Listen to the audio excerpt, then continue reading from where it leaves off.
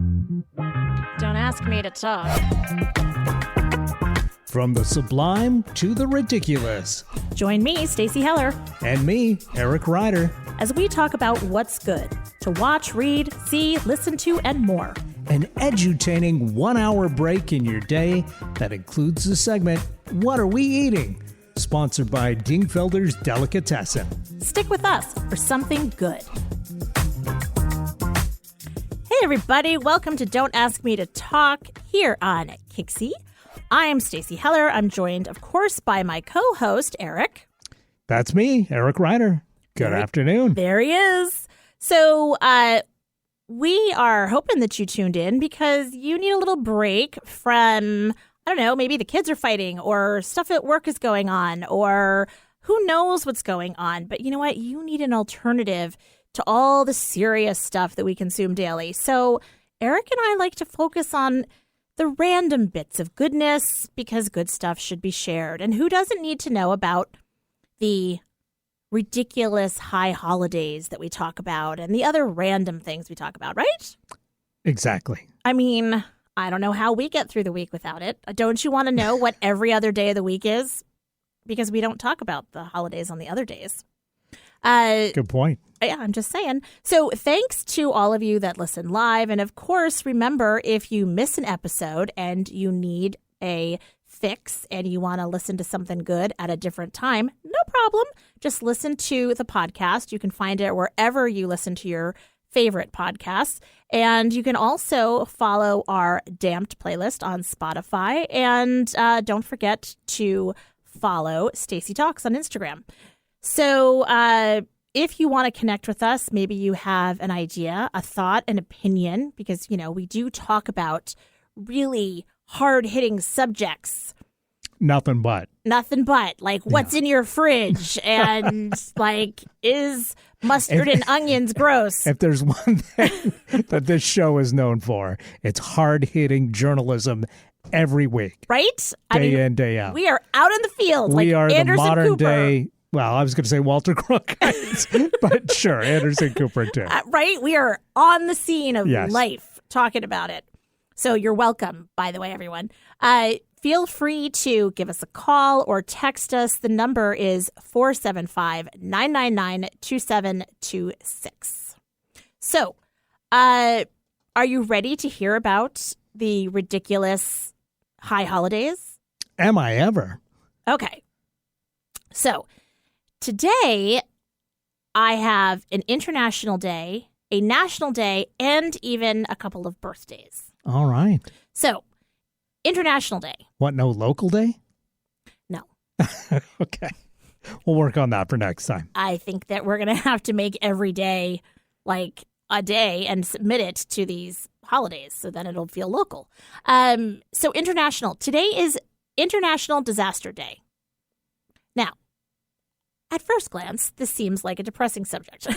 Yeah, a hard one to celebrate, really. Well, so I actually brought this up. I mean, aside from the fact that Hurricane Ian happened not so long ago, and it is very much present in so many of the people down in Florida, and especially in the Bonita Bay and Fort Myers area and in Lee County, you know, just because the hurricane has passed over, the impact in every way has not passed over. But this holiday, I guess, was started years ago to talk about disaster preparedness. And it took me back when I was looking this up. Yeah. Should be International Disaster Preparedness Day then, rather than International Disaster Day, which sounds like, oh, the humanity! I'm with you. Right. It's like, oh, boy, it's International Disaster Day. Yes. Crack open a cold one. Exactly. Let's see what unfolds. It took me back to, I think, Grace when she was in elementary school, and they were doing a unit in school on disasters and preparedness, emergency preparedness.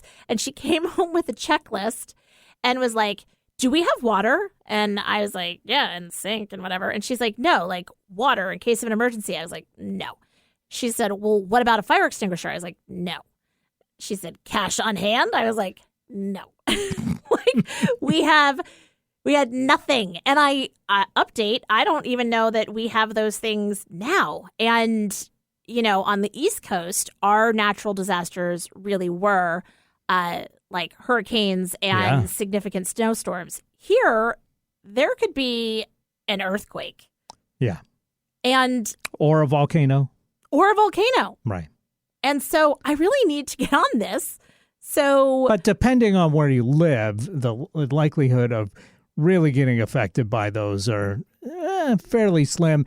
And the fact that they're so far apart. We haven't had a major earthquake in a long time.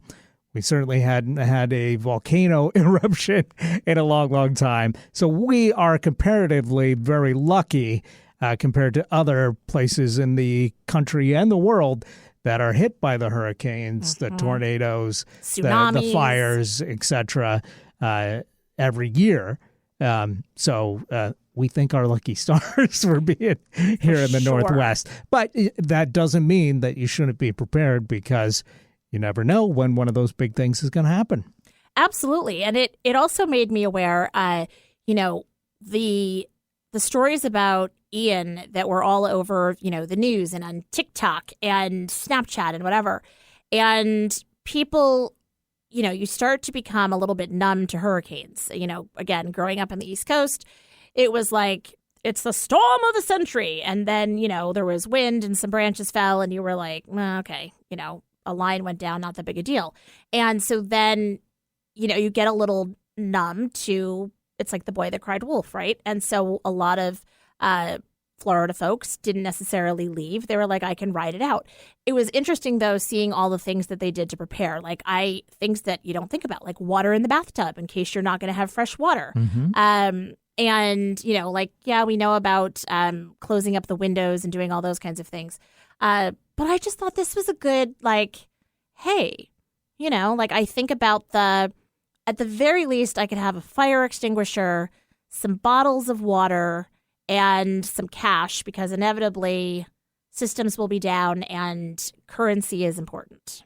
If you need to pay a guy to decapitate some zombies in your front yard, they probably aren't going to accept credit cards at that point. Exactly. So, yeah. See? You understand. So there you go. So that was our international holiday. You're welcome, everyone. So last week, I know that you all remember these things because you all listen with bated breath each week. Remember last week was National Transfer Money to Your Daughter Day? I do remember that. Well, good news, lads. Today, it is National Transfer Money to Your Sunday. Ooh, I got to tell my parents. Right? Time to celebrate. Exactly. I was like, and there it is. It's a week later. So, hey. If your bank account hasn't been completely drained by your daughter, you can share something with your son as well. Exactly. And just a little something so that he has some cash, or maybe can go and buy a fire extinguisher and some fresh water. Just saying. There you go. Could be the difference between them surviving a disaster. Okay, that's a little dramatic. Today is also National M&M Day. Now, this is something worth celebrating. And gotta love M&Ms. Right? So M&Ms are actually one of the candies that, when I'm given that ye old question of what treat would you take on a deserted island, I almost always say M&Ms. Not because they're necessarily my favorite candy. However, they are delicious. They are, you can get a handful or eat one at a time. They melt in your mouth, not in your hands, according to the advertising. And the colors are so joyful. So, I mean, it's a good deserted island treat. I think the real question is plain or peanut. Well, if I were being a practical gal and I was on this deserted island, I would go peanut because I need the protein. And when I travel, I get peanut M&Ms. However, for general consumption, I'm a plain Like, there's nothing like a big old bowl of plain M&Ms.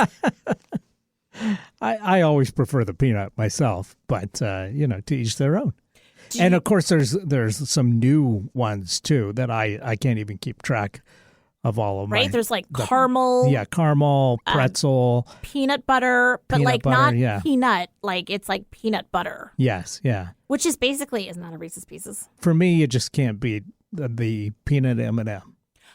I agree. Now, this may be controversial, but back when I was growing up, there was not a blue M&M. There was a dark brown M&M, and then there was a lighter brown M&M. And I would like to petition to bring back the lighter color M&M. Now, here's why. I'm glad you asked. I could see that on the Yeah, I was just trying to remember. I just remember the dark brown one. I don't think I remember seeing a lighter brown one. There was a lighter brown one. And in the movie, the wedding planner with J-Lo and Matthew McConaughey, she had this thing where she would only eat the chocolate M&Ms because they're the ones, that's the color that chocolate's supposed to be. So I don't know. There was just something about like the darker one and the lighter one. And it was like, it made sense to me. And the blue ones, for whatever reason in my mind, they don't taste as good.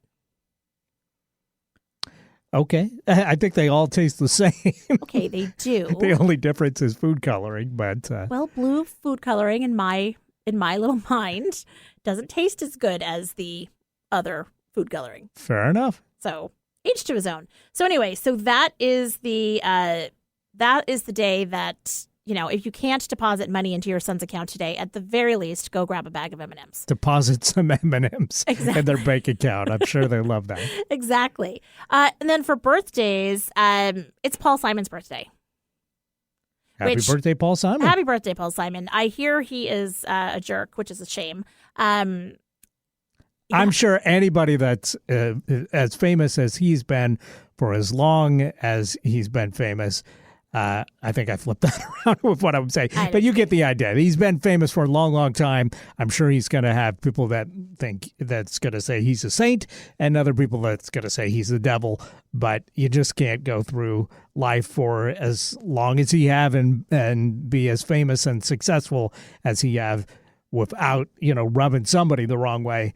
Maybe the possible exception is Dolly Parton, who seems to have never rubbed anybody the wrong way, and good for her. But I'm not gonna necessarily subscribe to the idea that Paul Simon is a jerk unless it's my own personal interaction with him that confirms that. Good for you. And you know what? I'm going to add some Paul Simon songs to our playlist because very close to my top 5 albums that was Graceland. I just love that album of his. Simon and Garfunkel is great, but I really loved that particular album. And I agree, and it reminds me of a bit that John Mulaney did in his comedy show. It's on Netflix, Kid Gorgeous at Radio City, and he talks about Mick Jagger and how people are like, so what's Mick Jagger like? And he's like, of course he's a jerk. Like, if you could say Diet Coke and somebody handed it to you, he's like, if I did that, I would look like a jerk. But when Mick Jagger does that, it's Mick Jagger. And, and he said, and I had to write some sketches with him. And he, I suggested something. And he's like, no, not funny. And anyway, it's a very funny bit. So love John Mulaney. Check out Kid Gorgeous at Radio City. And happy birthday, Paul Simon. Thank you for all of your music for all of these years. You are a rock. You are an island. Yes. I am a bridge over troubled water. There you go. I meant Paul, but sure, you as well. Oh, I thought you were talking about me. Sure. Well, on that note then, shall we take a break here? Right. Sounds like a good idea, but did we have any regrets? Oh. So last week and the refrigerator thing, I was told that I forgot to mention the ice cream from what do you call it? Oh my gosh, what's the place where Cold Stone, my banana ice cream. I always have banana ice cream in the freezer. All right, not always because I eat it, but a lot. So banana is your favorite? I love banana ice cream. That's interesting. I don't think I've ever even come across banana ice cream, but I do not love Cold Stone Creamery ice cream. I am sorry, guys, but I love their banana, and it doesn't have chunks of banana in it. But it's banana, and I put in chocolate chips because I like a little crunch, and then I'll put in graham cracker crust, and it is delish. Hey, it sounds good. And, now that I think about it, I got to say that I have had a chocolate banana ice cream that was fantabulous. Right? It's a good combo. There you go. All right, keep listening. We'll be back. My regret, of course, is that I don't have that right now because, as always, anytime we talk about food, get the cravings. But stay tuned. During the break, maybe we'll get some ice cream, but we're definitely coming back with more to talk about. What are we even talking about this week? It's our dream vacations? Dream vacations. Awesome. Stay tuned.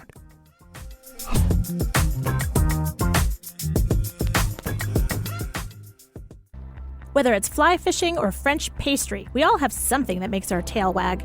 Involuntary and instinctive, it's sparked by excitement, inspired by purpose, and it speaks to who we are. I'm Stacey Heller of Stacey Connects. I lead clients to the place that makes their tail wag. As a creative director, I bring ideas to life. As a podcast producer, I give ideas a voice. Stacey Connects. It's my superpower. If you want to connect with me, Stacey Heller, go to staceyconnects.com. Don't ask me to talk.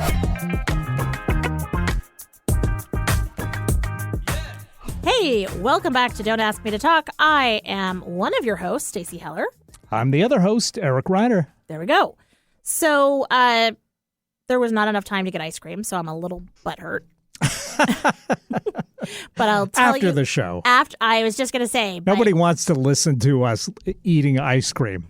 No, because that crunch. But I can 100% tell you that I will be stopping on the way home because we're actually out of it. So there you go. So let's talk about the topic. Now, can we guess? Can I guess what a dream trip for you would be? Sure, I'd love that. Okay.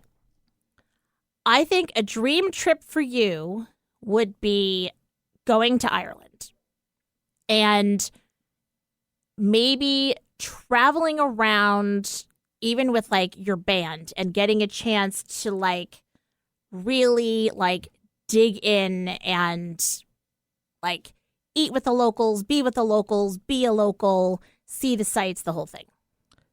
I mean, you're not far off. I've pretty much done that and considered it a dream trip as I was doing it. A few times. I love going to Ireland. I never get bored.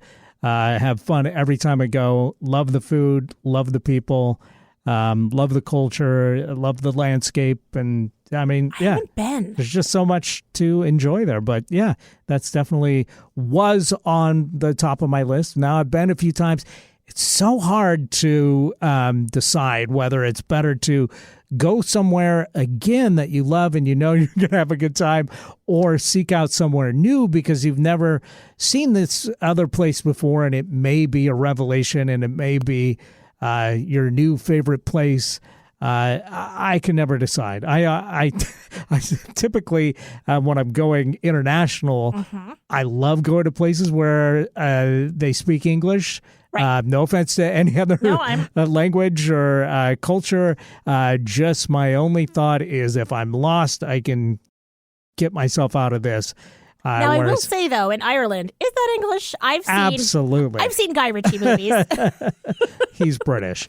Oh, yeah. No, you're right. He is British. Never mind. Sorry. But I typically have no problem understanding the Irish brogue, but there has been a couple of occasions where I found somebody impenetrable with what they were saying and felt so embarrassed afterward. That I didn't understand what they were saying. I'm with you though on the language thing. It's a real consideration. So, and not even being a lazy American that doesn't want to make an effort. It's not about that. If I'm choosing to go, say, to Japan, right? Mm-hmm. I took Spanish in high school. I'm likely, if I'm not going for an extended period of time, I'm likely going to learn a few basic terms. However, I'm not going to suddenly try to download an entire language, and I haven't been exposed to it. And let's face it, human beings, when we're not good at something, we don't like to do it because we feel like it's A, embarrassing, and B, disrespectful to potentially, the culture. And so I'm with you on that. I always end up feeling like, I kind of need to. Yeah. I mean, I took French in high school, and, I felt like I was getting somewhere with it. I didn't think I had a great conversational grasp, but I felt like I know enough of these words that I'm going to be okay. And then I went to France, and then like all of that just went out of my brain as soon as I got off the plane, and luckily for us in Europe, at least, a lot of folks speak English as their second language. But I got to say, I did get lost in France, and I had a really hard time communicating with people. And they didn't, even folks trying to be helpful didn't speak English well enough to, be real helpful. And yeah, that was tough. It is tough. It is tough. All right. So then. But I got to say, I went to Iceland, and they spoke perfect English and talked to everybody in English, and there was no problem whatsoever, which is, thank goodness, because they Icelandic is impenetrable. Oh my gosh! Again, for my brain, and I never tried to learn any of that because I just knew that no, it's not going to work. Consonant, yeah, soft consonant, hard consonant, continent. So let me guess a dream trip for you. Okay. And I'm kind of cheating here because you've already announced that this is where you're going. But I'm guessing going mushroom hunting in Italy is a dream trip for you. And this is what you're going to do here in a couple weeks. So, yeah, you're totally cheating. You're not even kind of cheating. And actually, it's but not I, even... of course, have talked about Ireland several times here. So, we're both just playing off the knowledge that we've learned from working together. So it is a dream trip, and it's not a dream trip. Let me explain. So I've had the good fortune of going to Italy now twice. We went to Florence when our daughter was doing study abroad there, and then we went to Sicily with my husband's whole extended family for Christmas. Awesome opportunities. Awesome. So awesome. A friend of ours invited us. She has a cousin who's American and is married to an Italian gentleman. And like Americans do, she got all excited about Italy. He was like, it's my home. Who cares? And she's like, we're getting a villa. And so got a villa. They've had it for years and years. They harvest olives. And so that's what we're going for. We're basically like the laborer. And then we will harvest them, rake them out of the trees, collect them. We bring them into town. There's the olive oil press. It's a whole thing. And then we are going foraging for truffles. So I say that it's not my dream trip because I never dreamt that this was a possibility. Okay. Like this goes back to the feel like you're a little bit more of a local and a little less touristy. Right. We're starting in Rome, which I've never been to Rome. So I'm, cradle Catholic that I am. Get to go to the Vatican and get to go to the Colosseum. And one could argue that, both you're like left to fend for yourself. And so that will be really cool. And then this experience to do something physical, to go out of my comfort zone, to feel like there's the local flavor and everything. Yeah. It's a dream it didn't ever occur to me to have. So that's what I mean by it is a dream trip, and yet it's not. But clearly, if this is the second time you're going, you've got some affinity with Italy. Third time I'm going. Third time you're going. Fantastic. Yes, I definitely, I do. Now, I will also share with you that I'm not a confident traveler in that I love it if somebody else plans the trip. And so, in this case, we have an itinerary. We know what's going on. We have a really great travel agent that I have come to rely on and I work great with. And if somebody else plans it and tells me where to go and what to do, I'm up for anything. Mm-hmm. I'm like, yes, let's do it. Foraging for mushrooms, yes. go have lunch at a thing at the bottom of Mount Etna, which was literally exploding, and there was ash coming down during our Christmas Eve dinner? Yes, you bet. But I need somebody else to lead this horse to water. Yeah, I mean, I like planning myself, but also enjoy it when I like collaborating on that trip plan. And I really like building a trip out of an event. Mm-hmm. Like, if I'm going to see a band that I've never seen live perform, to, go, okay, I'm doing this that day. But around that time, as long as we're here, let's see some culture. Let's go do this. Let's go to this place I've never visited before. I can hop a train and see another city. I love doing that. So, and this is kind of what you're doing as well with going to Italy this time around. Mm-hmm. You've got your structure of your working in the olive fields, and then going and doing stuff around that schedule. Yep. Which is really cool. Yeah, like we're going to Assisi, mm-hmm. which Saint Francis of Assisi, the saint of I think animals. We are going to Deruta, I think, which is where you can find amazing hand-painted pottery and ceramics. So we're doing a lot of these like day trips. We will not be in the fields working hard all the time. And we get to go when the olives are pressed. We get to watch that whole experience to see what it's about.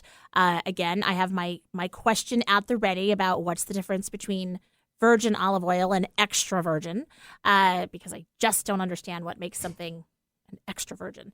Well, it's me in high school, but moving on. Yeah, well, right? Yeah, I'm with you. So I'm excited. I do like interacting. So my dream trip is definitely something that is planned by someone else, mm-hmm. because I am not adventuresome enough to like seek out and find out, as you're talking about, like what's in the area and like what else can I see because I'm here. Mm-hmm. And so I love when someone is into that and they'll do it. And I do love interacting with like the local culture. But you don't find yourself chafing at all against somebody else's like idea of what you should be doing. Like, I don't really want to do this, but I guess we're doing this because, you don't find yourself going, what I'd really like to do while we're here. Because I kind of find that frustrating when I'm traveling with somebody and they're just like, whatever, we'll do it. Or, what I mean? Yeah. It's like, understand the significance of this. Or is there something you'd like to do? I mean, there's so much to do.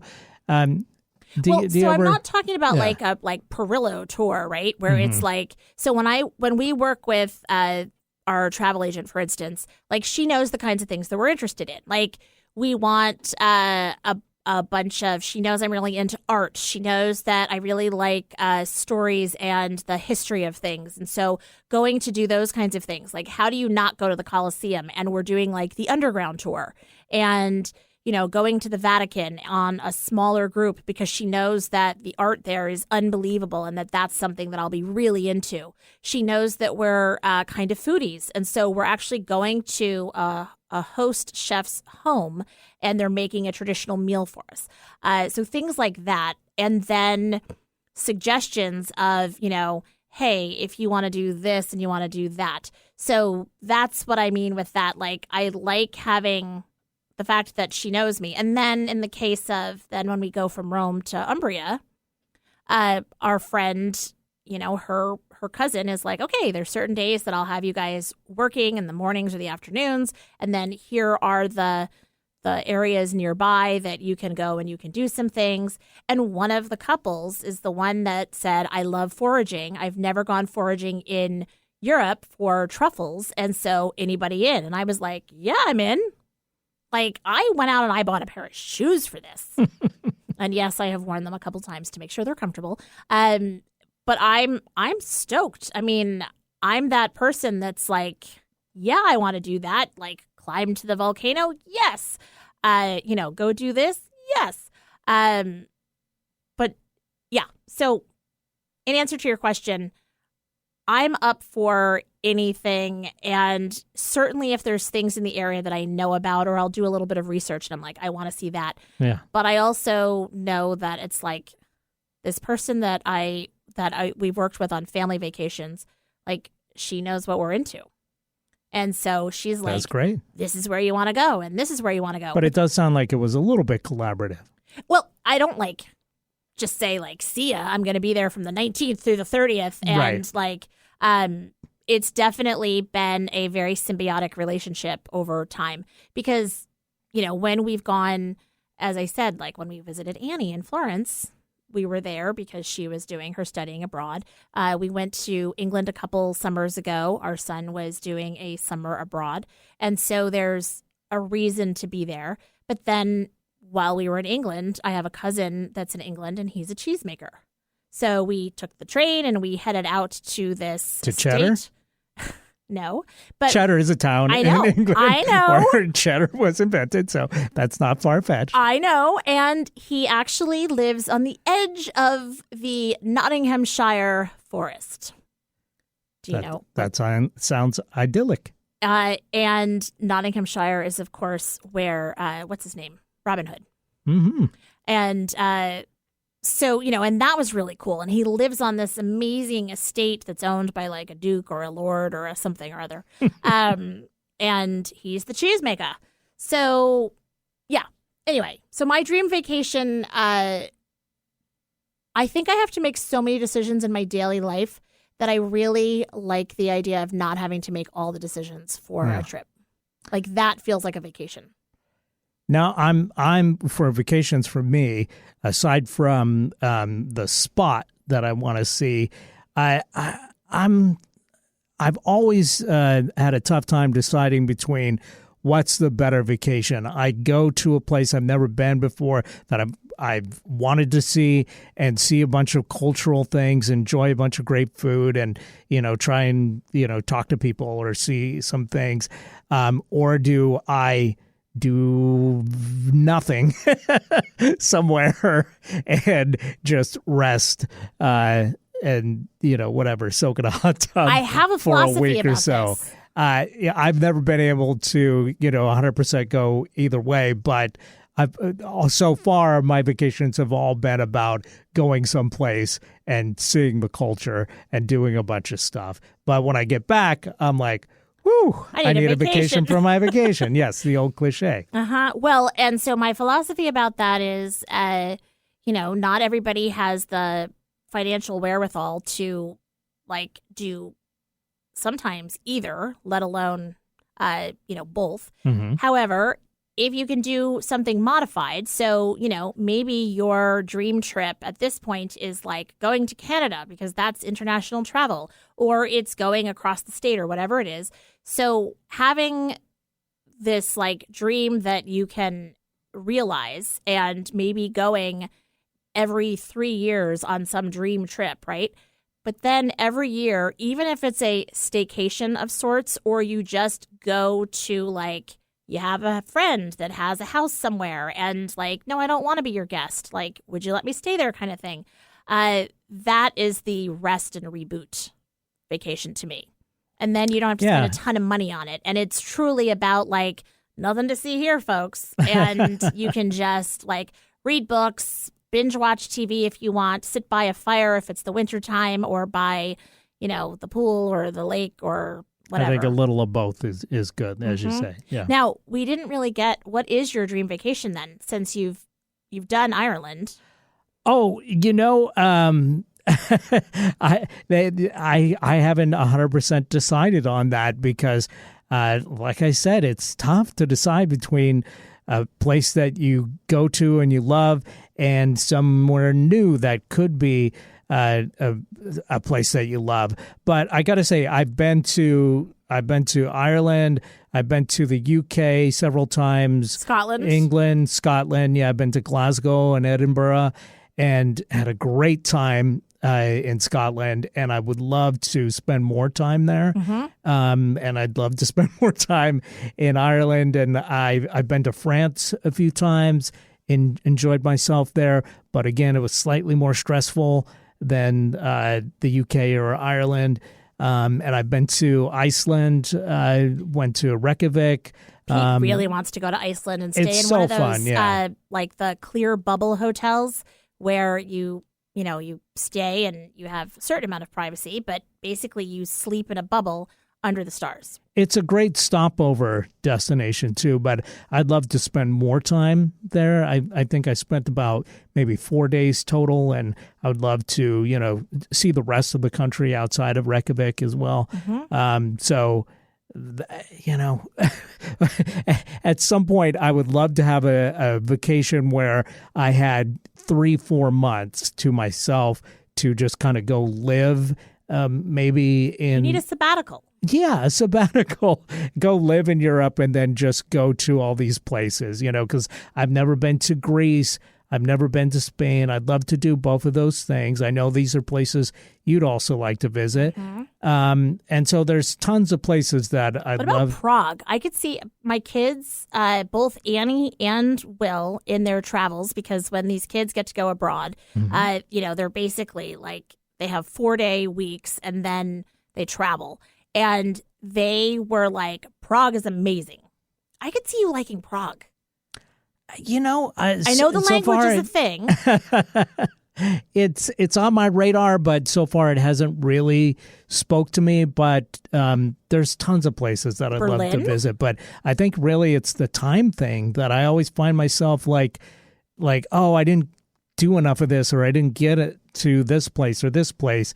And so I guess the dream is having 3-4 months that I could just go, I could live for 2 weeks in one place, then go to another place for 2 weeks or whatever length of time, depending on how much I was enjoying myself, just to not be tied down to a specific location. But I love visiting Europe, but also I'd love to at some point get to New Zealand.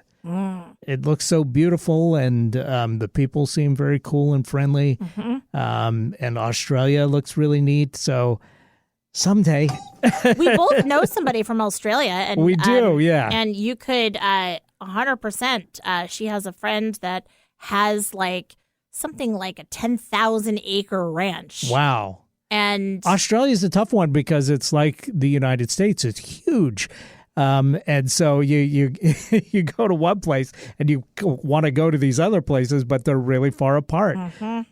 So, you really have to fly, That's one that I'm like, I'd love to do it, but I feel like I need more time. Well, and I feel like I'd want to go with her. Yeah. There is a YouTube channel that's called The Bucket List Family, and they have been traveling for something like 250 weeks. Now, it's convenient that he made some money doing some tech stuff, and they basically sold all their belongings. They have 3 kids, and they have been traveling the world for all of these years now. And, it's a little bit like what you're talking about. But you know what? I am going to stump for you to get a sabbatical. We're going to make this happen. If I have to learn how to be an engineer so that you can go and travel the world for a 3-month stint, I will do that for you. Well, someday I hope to retire. And during that time, I definitely want to, take advantage of that and go travel the world. And I have the feeling that once I'm not doing so much every day in my regular life, then doing a bunch of things on a vacation will seem like a nice change of pace. There you go. And when you're traveling and you go to Greece, I will come and visit you, and we will do a whole Mamma Mia the movie reenactment. You can be one I'll have to watch Mamma Mia to know. You haven't seen that? No, of course not. It's such a guilty pleasure, and it is so good. Ugh. I'll take your word for it, but when I decide to go to Greece, then I'm definitely going to watch it just so I'm geared up and ready to go. There you go. All right. And we'll split €1. There you go. I was like, $1? I've done the sandwich. I know. I realize that now. Anyway, all right. Speaking of the sandwich, what a perfect transition. The Lord of the Sandwich. He's coming up. He is coming up. So keep listening because who knows what rabbit hole we're going to go down with Van Stingfelder of Dingfelders and Nourish Catering. That's right. Keep listening. We'll be right back.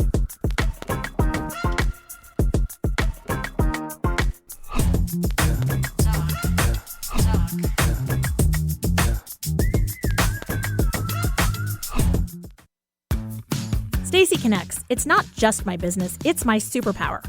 Whether you need the right tone and messaging for a new venture, or you've plateaued with your current one, I can help. I connect clients with themselves and their potential.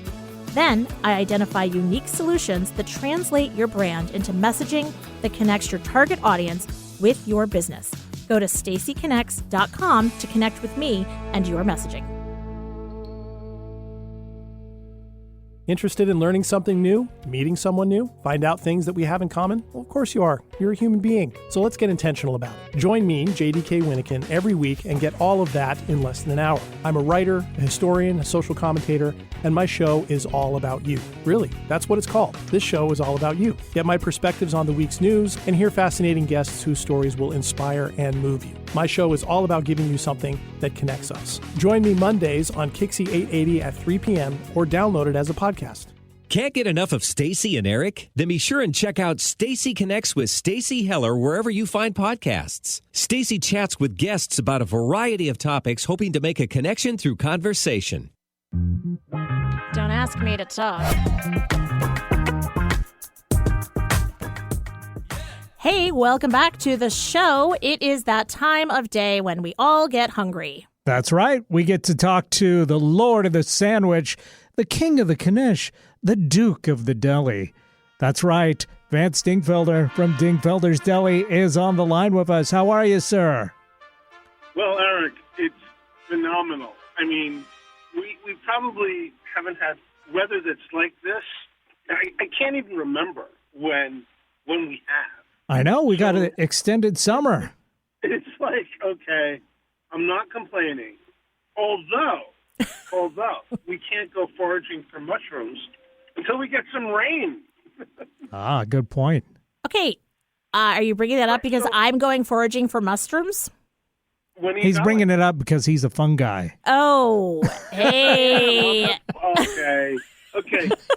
You know what? That is my line, by the way. I'm a fun guy, right? So. You are a fun guy. I am going foraging for mushrooms in a week and a half in Italy. Oh, well, you see, it rained in Italy plenty, so you're going to have a ball, okay? Let me tell you. A ball. Excellent. You know? So just bring back some mushrooms, a few porcinis, okay? I'll see what I can do. I'm not sure if I'm allowed to bring fresh produce across international lines. Why don't you mail them to me? Again, I'll see what I can do. Believe me, the TSA is nothing to be truffled with. Please. Hey, you are on a roll. Yes. You know what, Eric? I got to tell you. He is not having to sniff around at all for these jokes. So what are we talking about? What are we eating this week? I'll tell you what we're eating. All right, I'm ready. You really want to know? It's a Reuben sandwich. Ooh la la, one of my faves. A Reuben sandwich is coming to a delicatessen near you. Yep, we've got our griddle. Ooh. And that means with the griddle comes so much.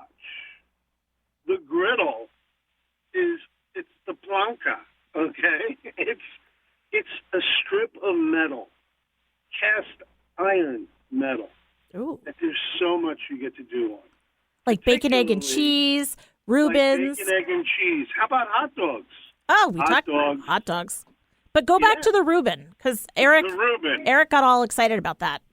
You know what? Love a good Reuben. Okay, who doesn't love a good Reuben? Okay, it's so enlightening, and the key to it is how you grill the bread. It's basically a grilled cheese with Russian dressing, corned beef, and sauerkraut. Hey, nothing special. Nothing wrong with that, though. That's simplicity itself. In all my years of food service, and I believe that the Reuben that I developed at Jan's when I was a young person was a great Reuben, and I'm going to continue that legacy, okay? It was, and the big part of it is our rye bread. So I'll tell you what, Eric, when can you come to the delicatessen? I'm not sure, but you're making me want to drop everything and meet you down there right now. because our Reuben Reuben is going to have a pound of corned beef on it. Wow. It's a 16-ounce Reuben. This seems like Okay. 2 And meals. I did it for Beastquake was the last time I did them, and when Marshawn was back, and I did them to celebrate Marshawn, and I believe we're going to start doing them 2 weeks from Tuesday, and Mark your calendar. We're going to do Reuben Tuesday, and that's 2 weeks from next Tuesday. Hello, Reuben Tuesday. And yeah, I wanted to create something a little special, and we're going to serve it with our famous potato salad. And you know, most people, they butter their bread and put it on the grill, and that's the right way to do it. And you got to let the sauerkraut go on the grill, and you let the steam from the sauerkraut go through and permeate the corned beef. The most important part is that you make the Russian dressing and the Swiss cheese dance. And I have to say, it is a nice little bubbly dance. The thing that our customers are going to be thrilled about is we haven't given them any cheese. Everybody asks for cheese. Yesterday, we had a 3-meat combo. Got any provolone? We'll pay extra for the provolone. No. Oh my gosh. So No cheese. no cheese. No cheese for you. 1 year. How do you get a grilled cheese on the new griddle? Well, that's the thing. We're going to have a grilled cheese. Yes. You got to have a grilled cheese. Absolutely. A really good grilled cheese. Now, you've been holding off on the cheese because for you, if it's not melted, then it's just not done right. Is that the idea? It's got to be a melted cheese. You can't have pieces. Come on. You go to Subway, okay? Go somewhere else. Go to some other sandwich shop. I'm not putting cold pieces of cheese on my meat. It's not going to happen. That's it. All right. Sorry. Hey, you know what? You do Tell me. you. You don't have to apologize for putting warm cheese or not being willing to put cold cheese on your warm meat. Okay, this has just gone down a direction that... Okay. Listen, what's going on here? You're tripping on your words. What's going on? I know. It's out of the ordinary. I'm not used to that. Well, it's all the talk of lots of meat and warm cheese. Meat and cheese. I know that's what it is. Is it the cheese pull? I mean, yes. Like on a grilled cheese, the cheese pull is very important.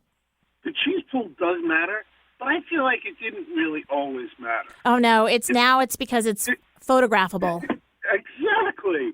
But even in a good grilled cheese, you don't get a big pull on an American cheese sandwich. Now, on a grilled Swiss, you get a good pull. Grilled Mott's, you get a good pull. Not on American. Now, let me ask you this, Stace. Yeah. Are you okay with American cheese?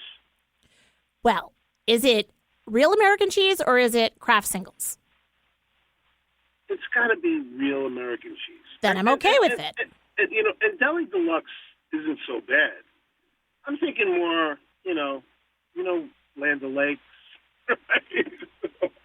I mean, real American cheese. Yeah. Where that's all. As long as it's not. Here's the difference, and I think we've spoken about pasteurized processed cheese food product. Yep. Okay, that's oil and water. It's not cheese. But the real thing has to say cheese. If it says cheese in the description, it's real cheese. It's not imitation.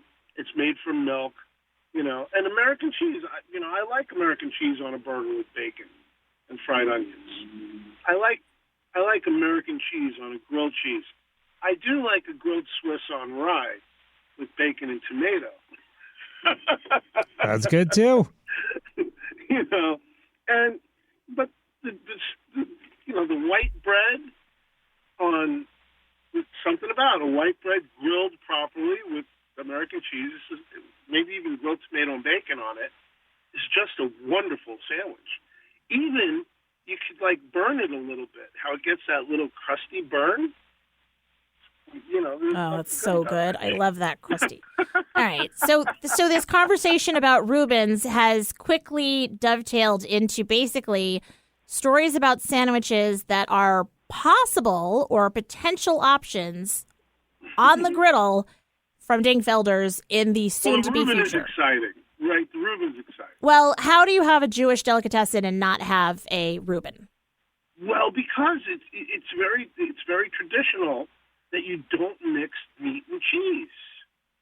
Oh, yeah. Delis didn't do it. In fact, it's like, oh, that's not a Jewish deli, because they have a Reuben, right? Because they make a Reuben. Katz's is not considered a Jewish deli. Oh. The Second Avenue Deli does not make a Reuben. I forgot about that because you can't mix the like Right. Because it's not kosher. right. So it's not kosher. It's But not cool. all us Goyas, we still we like that. We love it. Well, you know, and look, listen, we're not a kosher delicatessen, right? Right. And I knew that when you mentioned bacon on your burger. well, you know, let's not get into bacon. Bacon's a condiment, right? And there's a whole thing about bacon, you know, that we can talk about on another segment. Excellent. The thing that's really that it's not. And what I'm going to do, though, and I have a slicer because I carry kosher products. Mm-hmm. My salami's kosher. There's things, and I respect kosher. My soup's kosher. It's just that I'm not a certified kosher restaurant. Yep. So I can basically do what I'd like to do. I don't want to offend anybody, but you know, the reason I'm reformed is so I can eat whatever food I eat. Right. And I'm not going to get chastised about it, right? So that's just how it works. So guess what? The Reuben, I'm very excited. It's going to have a pound of corned beef on it.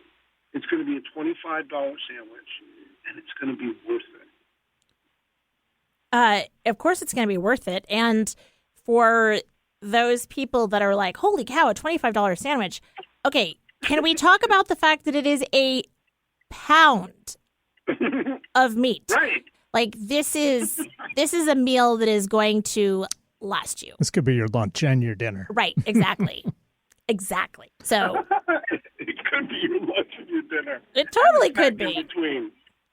And a snack in between. Exactly. Well, and you know, and then you might need you might get the meat sweats and need a nap. Meat sweats. Yeah. Meat sweats. So I don't know about the meat sweats. Yeah. I mean, you know, there's no such thing as too much meat when you are at Dingfelder's because, of course, it is all about the meat. Yes, indeed. it is. And you know what? On that note, I'm going to have to say goodbye. All right. Awesome. Well, grill at will, sir. We love talking to you, and we can't wait to try this Reuben. You know what? I look forward to seeing you. I'd love to feed you guys, and I'll talk to you soon, okay? All right. Have a great Take week. care. We'll talk to you next week. Thank you. Bye. And with that, So much fun talking to Vance every single week. and I don't really love a Reuben. I didn't want to say anything. You really like a Reuben. I like a Reuben, but, you know, and I hope Vance doesn't kick me out of the deli when I say this, but I'm not a rye guy. So what I love to do is substitute sourdough Yeah. for the rye bread. And to me, that's about as good as you can get for a sandwich. Well, and that's the nice thing about Dingfelder's. You can customize because There you go. I like a rye. I like a seedless rye, though. Mm. And I believe that he has said that he has a seedless rye. Well, the way that he talks about rye makes me want to give it another try because I, so far in my life, have not made friends with rye bread. But, you know, if he's clearly got the best, so I'll have to give it a chance. And you know the owner, so you know Yeah, he would I'm give sure. you a little sample. Give me a sample, yeah. Exactly. So, all right. Well, on that note, do you want to figure out what we're going to talk about next week? Let's do it. All right. Ha ha. Perfectly timed here. Halloween costumes. I'm already thinking about Halloween costume ideas, what our best and worst Halloween costumes were, what Halloween costumes did we have as kids, you as a parent, what in a pinch Halloween costume have you pulled out of thin air? Yep. I'll tell you some that my mom did for me. Yeah, I love this. Awesome. Okay. Either this may have to be a 3-hour show. This might we'll have to do like the unedited version that we can share with people. The extended podcast. Exactly. Yeah. Oh my gosh. Okay, this is going to be so cool. All right. Well, then next week, Halloween costumes. Let's talk about it. In the meantime, have a great week, everybody. Take care.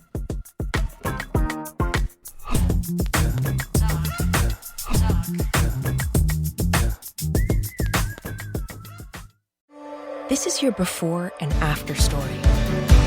Prepare for an incredible career in nursing. At Southeastern College, experience expert hands-on training. Learn real-world skills in our professional lab and simulated settings. And train for opportunities as a practical nurse, registered nurse, or career advancement with our RN to BSN program. At Southeastern College, your future is bright. Visit sec.edu to get started.